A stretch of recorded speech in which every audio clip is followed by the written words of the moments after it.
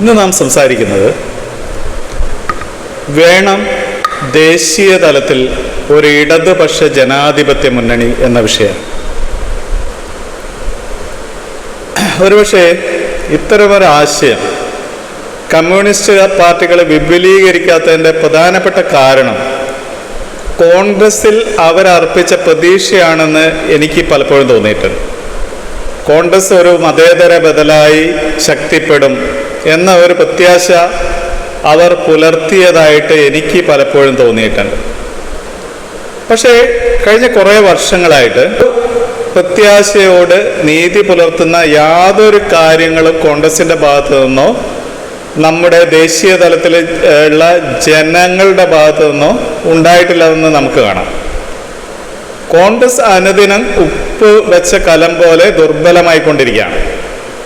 ഇപ്പം ഞാൻ എണ്ണ മാത്രമല്ല പറയുന്നത്, അതിൻ്റെ സത്താപരമായ അതിൻ്റെ ആശയപരമായ ശോഷണവും കൂടിയാണ് പറയുന്നത്, അല്ലെങ്കിൽ പ്രത്യയശാസ്ത്രപരമായ ശോഷണവും കൂടിയാണ് പറയുന്നത്. ഇപ്പം കമ്മ്യൂണിസ്റ്റ് നിങ്ങൾ തിരിച്ചു ചോദിച്ചേക്കാം, കമ്മ്യൂണിസ്റ്റ് പാർട്ടികൾ 3 സ്റ്റേറ്റിൽ അധികാരത്തിലിരുന്ന പാർട്ടിയല്ലേ, അത് ഇന്ന് കേരളത്തിൽ മാത്രമല്ലേ അവശേഷിക്കുന്നതിൽ തിരിച്ചു ചോദിച്ചേക്കാം. ഞാനതല്ല പറഞ്ഞത്. പ്രത്യയശാസ്ത്രപരമായിട്ടുള്ള കരുത്ത് കമ്മ്യൂണിസ്റ്റ് പാർട്ടിക്ക് ഇപ്പോഴും ഉണ്ട്. കമ്മ്യൂണിസ്റ്റ് പാർട്ടിക്ക് ലോകത്തിന് മുമ്പിൽ മുന്നോട്ട് വെക്കാൻ കഴിയുന്ന ബദൽ അവസ്ഥകളുണ്ട്. ഇപ്പം കേരളത്തിൽ അതിൻ്റെ ഏറ്റവും നല്ല ഇംപ്ലിമെൻറ്റേഷൻ നടന്ന ഒരു സമൂഹമാണ് ഒരു പരിധിവരെ. അപ്പം ആ നിലയ്ക്കാണ് ഞാനത് പറഞ്ഞത്. അപ്പം അതുകൊണ്ട് തന്നെ പ്രത്യയശാസ്ത്ര ശൂന്യത എന്നുള്ളത് കോൺഗ്രസിനെ വലിയ രീതിയിൽ ബാധിച്ച ഒരു സംഭവമാണ്. അതുകൊണ്ട് തന്നെ കോൺഗ്രസിന് ഇനി ഒരു തിരിച്ചു വരവുണ്ട് എന്ന് ഞാൻ വ്യക്തിപരമായി പ്രതീക്ഷിക്കുന്നില്ല.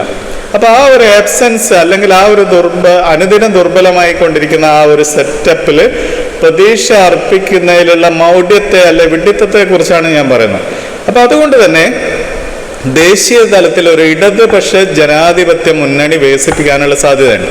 അതിനാദ്യം കമ്മ്യൂണിസ്റ്റ് പാർട്ടികൾ ചെയ്യേണ്ടത് നിലവിൽ ഇന്ത്യയിൽ പ്രവർത്തിക്കുന്ന കമ്മ്യൂണിസ്റ്റ് ഗ്രൂപ്പുകളുമായി സംസാരിച്ചുകൊണ്ട് അവർക്കിടയിൽ ഒരു കോമൺ മിനിമം പ്രോഗ്രാം നിർമ്മിക്കുക എന്നുള്ളതാണ്. അതായത് ഇന്ത്യയിൽ ജനാധിപത്യത്തിൽ വിശ്വസിക്കുന്ന കമ്മ്യൂണിസ്റ്റ് ഗ്രൂപ്പുകളായിട്ട് സംസാരിച്ചിട്ട് അവർക്കിടയിൽ ഒരു കോമൺ മിനിമം പ്രോഗ്രാമിനെ കുറിച്ച് ധാരണ ഉണ്ടാക്കുക എന്നുള്ളതാണ്. എന്നിട്ട് അതിൻ്റെ അടിസ്ഥാനത്തിൽ പ്രവർത്തിക്കുക എന്നുള്ളതാണ്. അപ്പോൾ ഈ ഒരു മുന്നണി വികാസത്തിൻ്റെ പ്രാഥമിക ഘട്ടമായിട്ട് ചെയ്യേണ്ട കാര്യമാണ് അത് എന്നാണ് എനിക്ക് തോന്നുന്നത്. രണ്ടാമത് കോൺഗ്രസ് ഇതര BJP ഇതര ജനാധിപത്യ പാർട്ടികളുമായി സംസാരിക്കുക എന്നുള്ളതാണ്.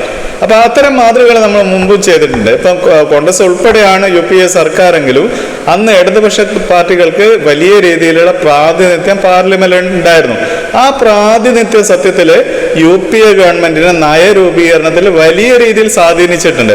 ജനപക്ഷപരമായ നയങ്ങൾ പൊതുവെ സ്വീകരിച്ച ഒരു ഗവൺമെന്റാണ് ഒന്നാം UPA. അതെന്താണെന്ന് പറഞ്ഞാൽ ഇടതുപക്ഷത്തിന് ശക്തമായ പ്രാതിനിധ്യം അതിൻ്റെ കോമൺ മിനിമം പ്രോഗ്രാം രൂപപ്പെടുത്തുന്ന കാര്യത്തിൽ ഉണ്ടായിരുന്നു എന്നുള്ളതുകൊണ്ടാണ്. അപ്പോൾ ഇതെല്ലാം നയപരമായ പ്രശ്നമാണ്. ഇപ്പം നയപരമായ പ്രശ്നം വളരെ പ്രധാനപ്പെട്ടതാണ്.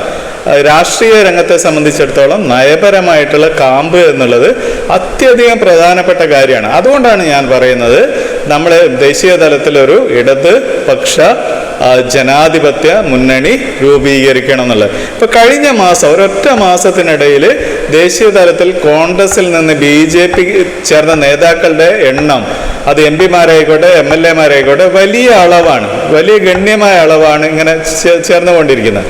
അപ്പം ഇങ്ങനെ ഒരു സെറ്റപ്പ് കൊണ്ട് ഒരിക്കലും എന്ത് ചെയ്യാൻ പറ്റില്ല, അതൊരു ഭാരതീയ ജനതാ പാർട്ടിക്ക് അല്ലെങ്കിൽ സംഘപരിവാറിന് ബദലായിട്ടുള്ള ഒരു ഓർഗനൈസേഷൻ സെറ്റപ്പായിട്ട് മാറുമെന്ന് നമുക്ക് പ്രതീക്ഷിക്കാൻ പറ്റില്ല. മാത്രമല്ല കോൺഗ്രസ് നിലവിൽ എല്ലാ മൃദു ഹിന്ദുത്വ സമീപനം തന്നെയാണ് സ്വീകരിക്കുന്നത്. ദേശീയ തലത്തിൽ നമുക്കറിയാം, രാമക്ഷേത്രത്തിന് വേണ്ടി ഞങ്ങളാണ് വാദിച്ചതെന്ന് ഉൾപ്പെടെ, അല്ലെങ്കിൽ ബാബറി മസ്ജിദിൽ ആദ്യമായിട്ട് ആരാധന നടത്താൻ അനുവദിച്ചത് രാജീവ് ഗാന്ധി എന്നുൾപ്പെടെയുള്ള വസ്തുതകൾ ഇവർ അന്ന് തൊട്ട് ഇന്ന് വരെ എന്താണ് മൃദു ഹിന്ദുത്വ പോളിസിയാണ് കൈകാര്യം ചെയ്യുന്നത്. അതുകൊണ്ട് തന്നെ ഇപ്പം തീവ്ര ഹിന്ദുത്വ ഒരു പാർട്ടി ശക്തിപ്പെട്ട് നിൽക്കുന്ന ഒരു കാലത്ത് മൃദു ഹിന്ദുത്വ പാർട്ടിക്ക് യാതൊരു സാധ്യതയില്ല.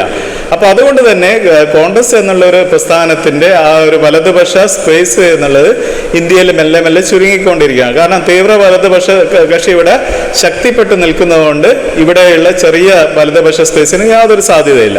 അപ്പോൾ ആ അർത്ഥത്തിലൊന്നും യാതൊരു പ്രത്യാശയ്ക്കും ഒരു വളർച്ചാ വികാസം ഉണ്ടാവുന്ന യാതൊരു പ്രത്യാശയ്ക്കും ഇടയില്ലാത്ത ഒരു പാർട്ടിയാണ് കോൺഗ്രസ്, ഇന്ത്യൻ നാഷണൽ കോൺഗ്രസ് എന്നുള്ളത്. അപ്പം അതുകൊണ്ട് ഒരു പ്രതീക്ഷയും നമുക്കതിൽ വെക്കേണ്ടതില്ല.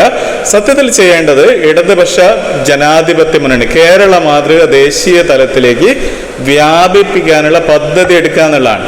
അല്ലെങ്കിൽ നിലവിലെ ഇന്ത്യ മുന്നണി എന്നുള്ള ഒരു സംഭവം, കോൺഗ്രസിന്റെ നേതൃത്വത്തിലുള്ള ഇന്ത്യ മുന്നണി, സത്യത്തിൽ അങ്ങനെ ഒരു മുന്നണിക്ക് യാതൊരു പ്രസക്തിയില്ല. കാരണം എന്താ പറഞ്ഞാൽ ഇവർ പരസ്പരം തമ്മിലടിക്കുന്ന രാഷ്ട്രീയ പാർട്ടികൾ സംസ്ഥാനങ്ങളിലേക്ക് വന്നാൽ, പ്രത്യേകിച്ച് സംസ്ഥാനങ്ങളിലേക്ക് വന്നാൽ പരസ്പരം തമ്മിലടിക്കുന്ന രാഷ്ട്രീയ പാർട്ടികളാണ്.